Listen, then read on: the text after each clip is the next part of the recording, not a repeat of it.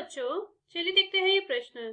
समीकरण 2py² minus 8y plus p बराबर 0 में p का ऐसा मान ज्ञात कीजिए जिससे समीकरण के मूल बराबर हो जाएं। इस प्रश्न को हल करने के लिए हम इसकी मुख्य अवधारणा देख लेते हैं। देखिए, यदि आपको कोई एक द्विघात समीकरण ax² plus bx plus c बराबर 0 के रूप में दे रखी हो, तो यहाँ पे आप b² माइनस 4ac का मान निकालेंगे। यदि ये बराबर होता है 0 के, इसका मतलब इस समीकरण के मूल वास्तविक और बराबर होंगे। यदि ये b² माइनस 4ac 0 से बड़ा आता है तो इसके मूल वास्तविक और भिन्न होंगे, और यदि b² माइनस 4ac का मान 0 से छोटा आता है तो इसके मूल काल्पनिक होंगे।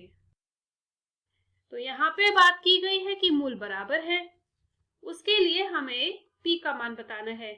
तो मतलब दी गई समीकरण है 2py² minus 8y plus p बराबर 0।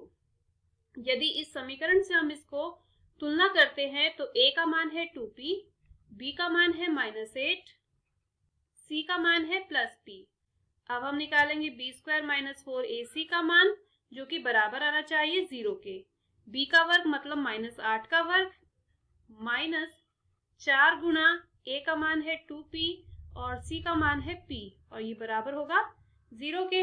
8 का वर्ग हो गया 64 माइनस 8p² बराबर 0। तो यहाँ से 8p² बराबर आएगा 64 के, या फिर आप कह सकते हैं p² बराबर आएगा 8 के।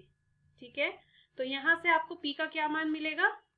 p बराबर आएगा प्लस माइनस 2 वर्गमूल 2। ये आएगा इसका मान, जो कि हमें यहाँ ज्ञात करना था। मैं आशा करती हूँ मुख्य अवधारणा की मदद से आपको इस प्रश्न का समझ आया होगा। धन्यवाद।